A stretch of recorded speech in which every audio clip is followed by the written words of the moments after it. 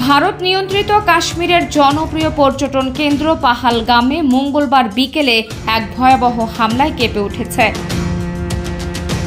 বাইশরণ উপত্যকায় পর্যটকদের উপর চালানো এই নৃশংস হামলায় অন্তত ২৬ জন নিহত হয়েছেন এবং আরও অনেকে গুরুতর আহত হয়েছেন বলে এনডিটিভির বরাতে জানা গেছে। ঘটনার পরপরই ভারতীয় সামরিক বাহিনী দ্রুত পদক্ষেপ নেয় এবং আহতদের উদ্ধার করে হেলিকপ্টারে করে বিভিন্ন হাসপাতালে পাঠানো হয়।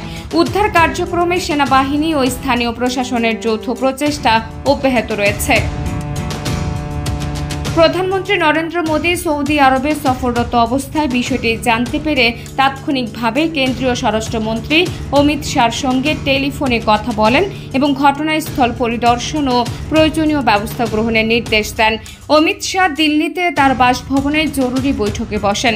বৈঠকে গোয়েন্দা প্রধান তপন ডেকা সহ সামরিক ও বেসামরিক শীর্ষ কর্মকর্তারা উপস্থিত ছিলেন। তিনি জম্মু কাশ্মীরের মুখ্যমন্ত্রী ওমর আবদুল্লাহ এবং রাজ্যপাল মনোজ সিনহার সঙ্গেও যোগাযোগ করেন।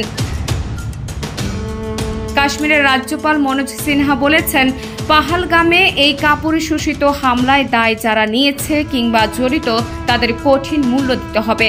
তিনি আরও জানান, ইতিমধ্যে অপরাধীদের ধরতে সন্ত্রাস বিরোধী অভিযান শুরু হয়েছে এবং গোটা অঞ্চলে নিরাপত্তা জোরদার করা হয়েছে। এই হামলা কেবল পর্যটকদের জীবন কেড়ে নেয়নি, বরং কাশ্মীরের পর্যটন শিল্পেও বড় ধরনের প্রভাব ফেলতে পারে বলে আশঙ্কা করা হচ্ছে।